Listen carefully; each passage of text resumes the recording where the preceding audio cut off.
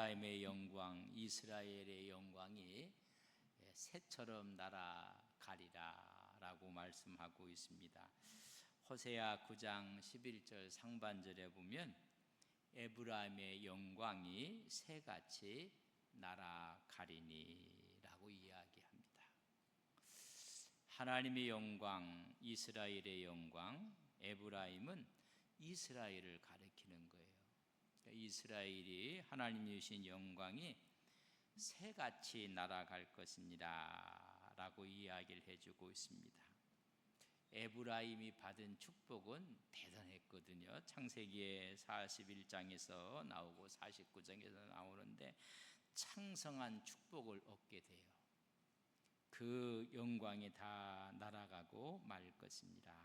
그래서 11절 상반절에 보면 영광이 다 날아갈 것이니라 라고 이야기를 해주고 있습니다. 이 영광이 날아가기 전에 에브라임 모습, 이스라엘의 모습은 너무나 아름다운 모습으로 표현이 됐습니다. 여러분 10절 보세요. 10절에 보면 옛적에 내가 이스라엘을 만나기를 광야에서 포도를 만남같이 하였으며, 여러분 광야에서 뭐 만난 것처럼 여겼다고요? 포도를 만난 것처럼 여겼다. 기대할 수 없는 상황에서 정말 아름다운 축복을 본 것처럼 북이스라엘이 그랬다는 얘기. 또 너희 조상들을 보기에는 무화과 나무에서 처음 맺힌 첫 열매를 봄같이 하였거늘. 여러분 광야에 아무것도 없는데 포도송이처럼, 또한 무화과 나무에 맺힌 첫 열매처럼 하나님의 기쁨이 됐던, 하나님의 영광이 됐던, 하나님의 사랑과 관심을 독차지했던 이스라엘의 영광, 그 영광이 여러분 새처럼 날아갔다라고 이야기해 주고 있습니다. 어느 분이 돈을 참 많이 벌었어요. 큰 복을 얻었어요. 근데 하루아침에 다 날아가 버렸어요. 뭐 이런 이야기예요. 아유, 저 가정 전분 중 하나님이 막 복을 주신 것 같고 잘 된다고 뭐 이런 자랑 저런 자랑을 다 하고 했는데 여러분 다 날아가서 거짓 신세가 됐다, 그런 이야기입니다. 오늘 이스라엘의 모습이 그런 모습이에요. 너무나 하나님 보시기에 처음부터 아름답게 보았고 하나님께 충성했던 그들이었는데 하루아침에 이런 영광이 다 날아갔어요. 하나님의 은혜, 하나님의 축, 하나님의 인도하심의 역사가 늘 함께 해야 되는데 여러분 다 없어지고 말았어요. 우리 교회에도 100년의 역사 가운데 하나님의 영광이 우리와 함께한 것을 믿습니다. 그래서 다음 주 오후 3시에는 창립 100주년 기념교회를 여러분 도청에 아름답게 여러분 세우고 우리가 헌당 예배를 드리게 될 것입니다.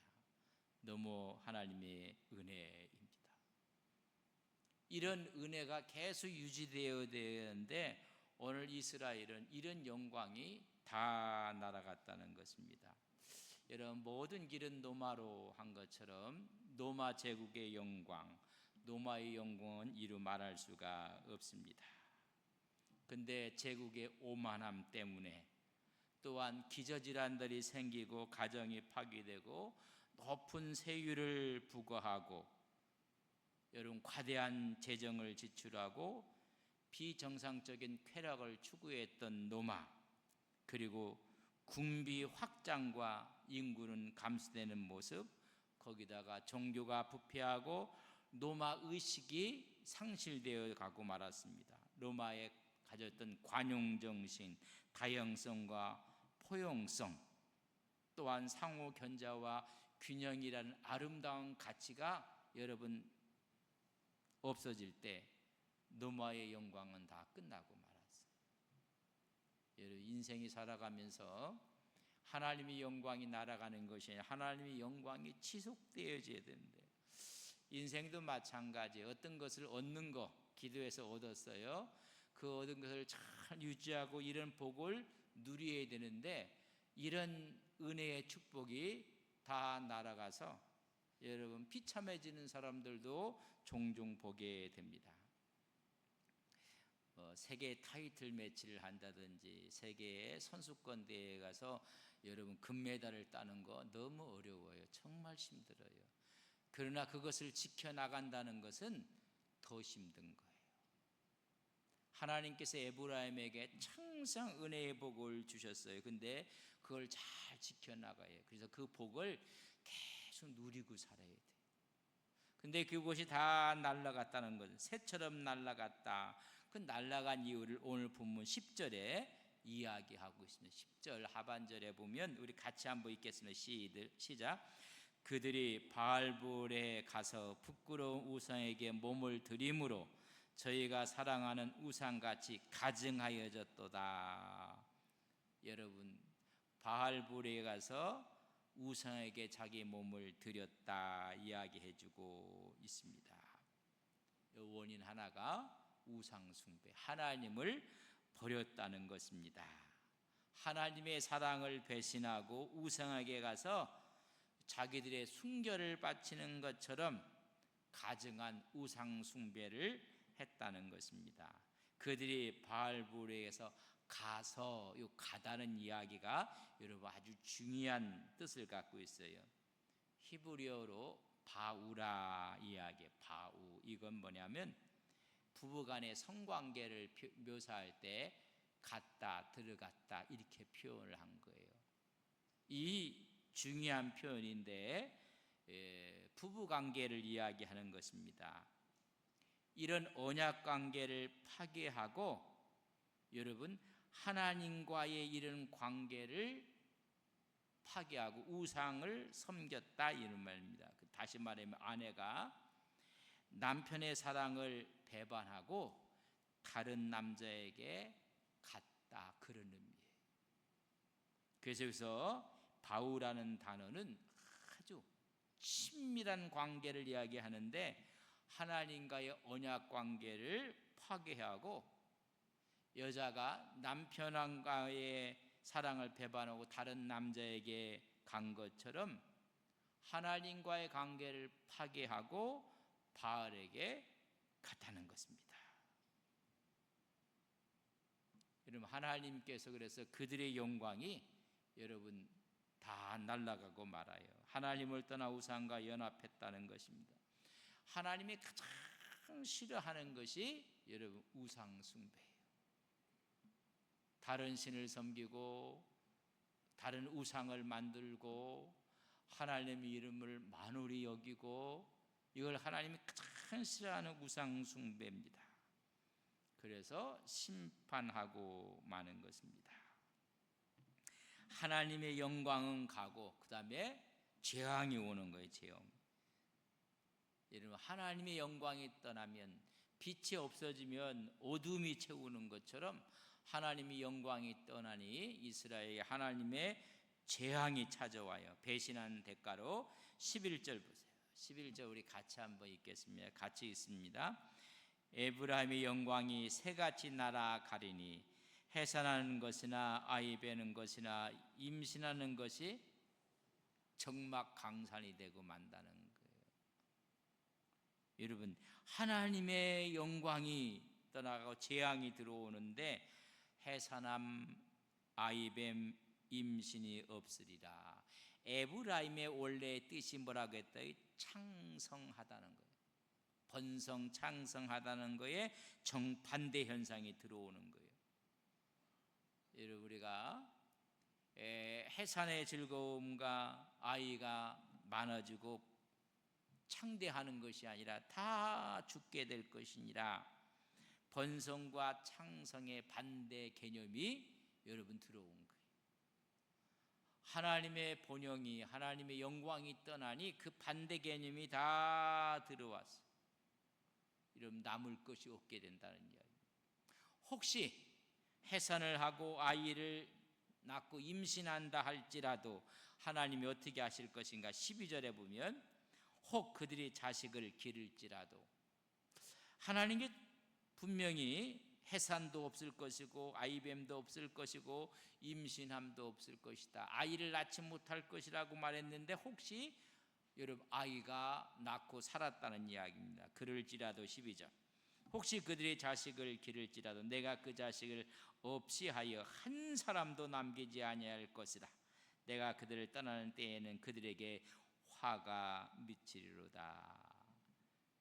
여러분 혹시 자식을 낳아 기를지라도 하나님이 찾아내셔서 한 사람도 남기지 않겠다. 하나님께서 어떻게 하시겠다는 얘기예요? 심판하시겠다. 하나님이 베푼 은총을 거두시겠다는 것입니다. 여러분 우리가 빛이 없어지면 모든 게 캄캄해지고 여러분 어두움이 오고 재앙이 오는 것처럼 하나님의 빛이 떠나면 이렇게 될 것이라는 얘기입니다. 하나님의 역사하심에 대해서 근데 하나님은 너무 기대를 했어요. 포도나무처럼 무화과의 첫 열매처럼 하나님의 풍성한 영광이 함께할 것을 믿었지만은 여러분 그 기대가 다 무너지고 말았어요. 이렇게 하나님께 이런 복을 주시고 은혜를 주시고 하나님의 축복을 하고 싶었는데 여러분 죄가 많음으로 여러분 그 기대가 다 없어져서 오히려 축복 대신에 재앙을 주신다는 얘기. 이런 이야기를 여러분 13절에 이렇게 이야기했어요. 내가 보건대 에브라임은 아름다운 꽃에 심긴 두루와 같으나 그렇게 기대를 했어요. 두루가 번성하고 아름다운 그런 것 같이 번성한 것 같았으나 그 자식들을 살인하는 자에게로 끌어내리로다. 다시 말하 하나님의 기대가 무너졌다는 거예요. 하나님 우리에게 기대하는 게 있어요. 오직 하나님만을 섬기고 하나님의 공의와 정의를 또 하나님의 사랑을 이 세상에 나타내요. 근데 그런 기대가 다 무너지고 말았습니다. 아름다운 곳에 심긴 두루와 같았다. 가나안 땅 젖과 꿀이 흐르는 땅과 같았는데 그렇게 되기를 하나님이 기대했는데 다 무너졌다는 거예요. 여러분 한 가정에서 자녀에게 이름이 커서 뭐가 될까 기대를 했는데 웬걸요? 이게 문제가 심각하게 된 거예요. 하나님은 하나님의 백성들에게 늘 기대가 있습니다. 그런데 그 기대가 다 무너졌다는 거예요.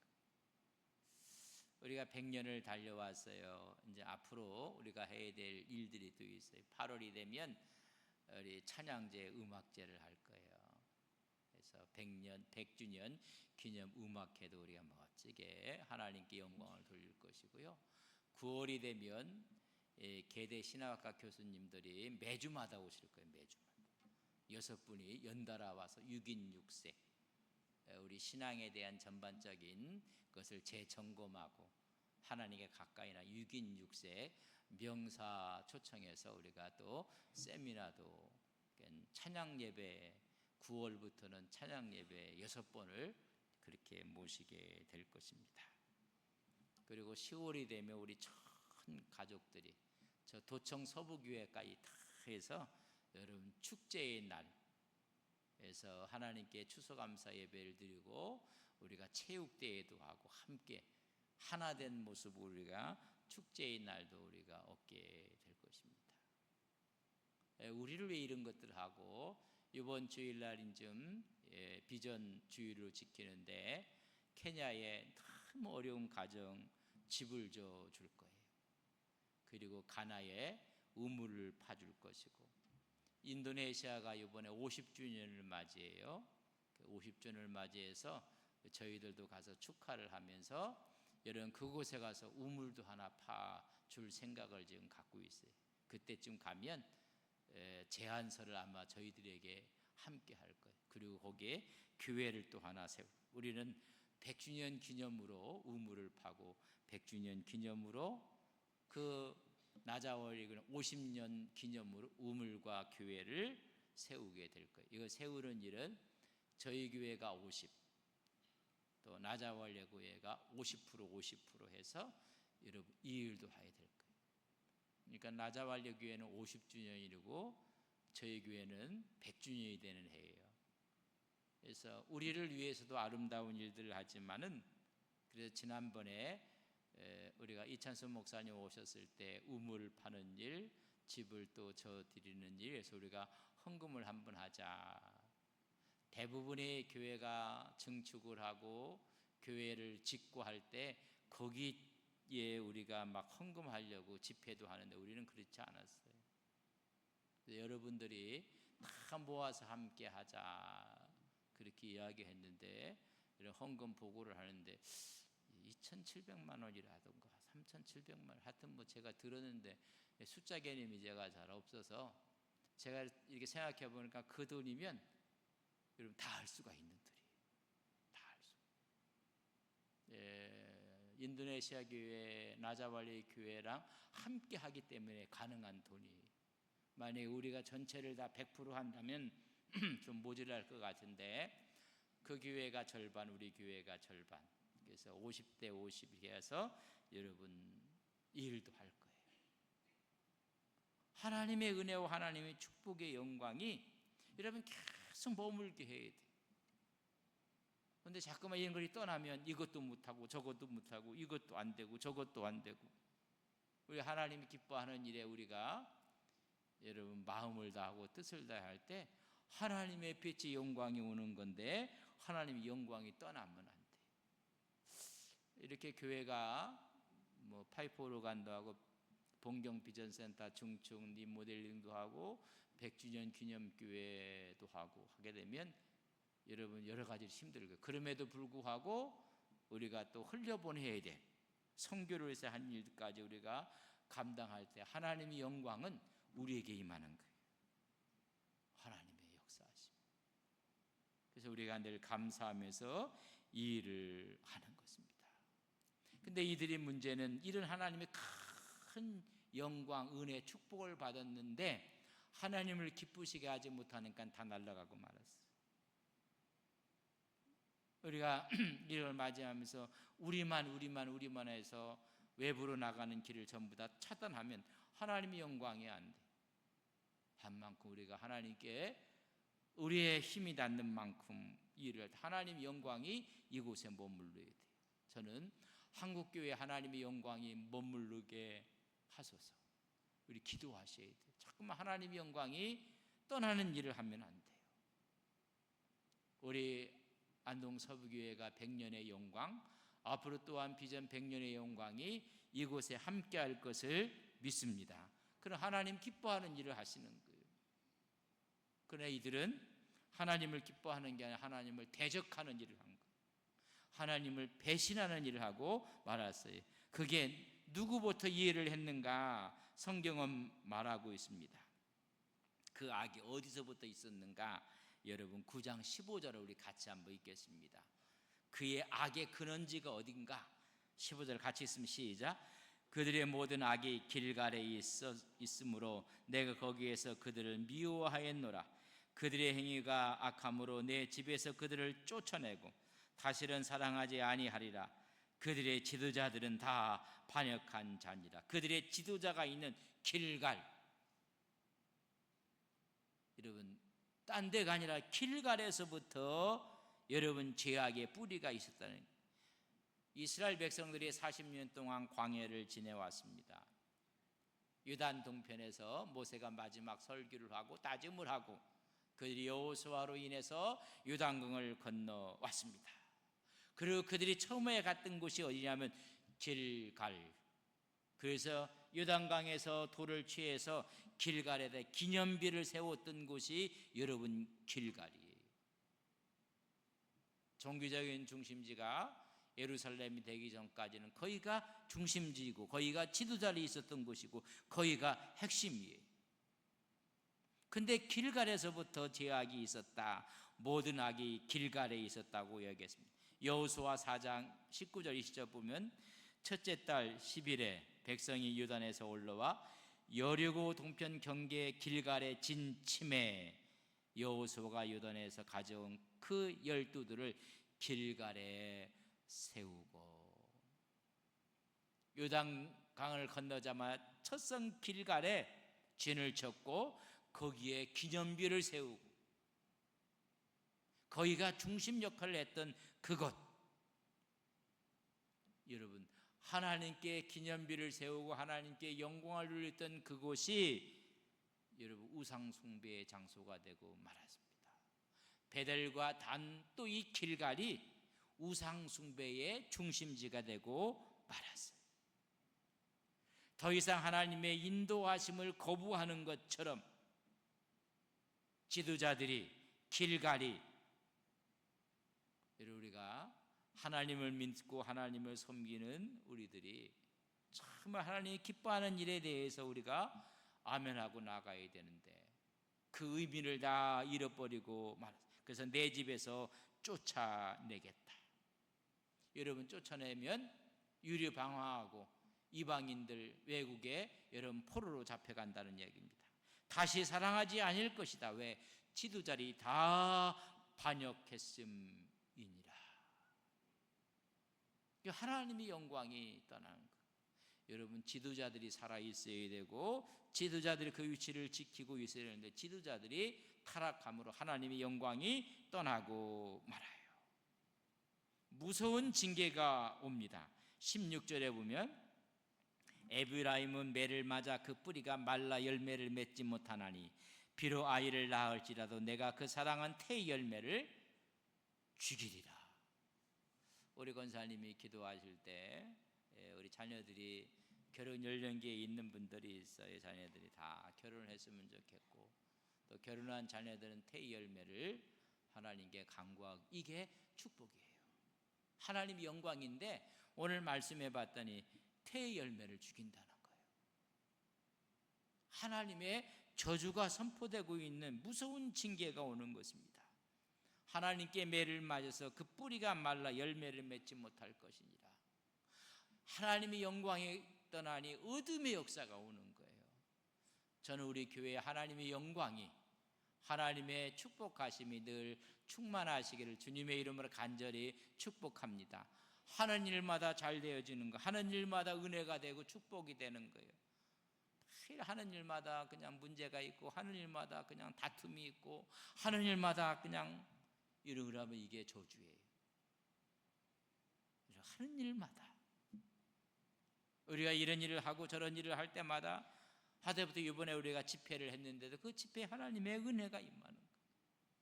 하나님의 역사하심이 임한다는 것입니다. 여러분 가나안에 입성하여 진을 쳤을 때 하나님의 영광이 그곳에 임하는 거예요. 하나님의 역사하심이 임하는데 하나님의 영광이 떠나고 말았어요. 왜 떠났는가? 그 원인은 딱 한 가지. 지난주 설교했던 설교 제목을 아세요? 듣고 배우며 행하라. 여러분 보세요. 17절 말씀을 우리 같이 한번 읽겠습니다. 17절 같이 읽습니다. 시작. 그들이 듣지 아니함으로 내 하나님이 그들을 버리시리니 그들이 여러 나라 가운데로 떠드는 자가 되리라. 그들이 뭐 하지 않으므로? 하나님의 율법과 말씀을 듣지 않았다는 것. 오늘 하나님 말씀을 듣지 않아요. 여러분 바로 며칠 전에 기도했던, 지난주 기도했던 신명기 5장 1절을 같이 한번 읽겠습니다. 시작. 모세가 온 이스라엘 불러 그들에게 이르되 이스라엘아 오늘 내가 너희 귀에 말하여 규례와 법도를 듣고 그것을 배우며 지켜 행하라. 여러분 첫 번째는 듣지 않는 거예요. 이 백성이 듣지 아니함으로 하나님이 그들을 버리셨다는 거예요. 여러분 들은 걸 말하는 거예요. 말하는 걸 보면요, 저 사람이 하나님 말씀 들었나 안 들었나를 알 수 있어요. 그 사람이 행하는 모습을 보면 하나님 말씀을 듣고 순종했는지 안 했는지를 알 수가 있어요.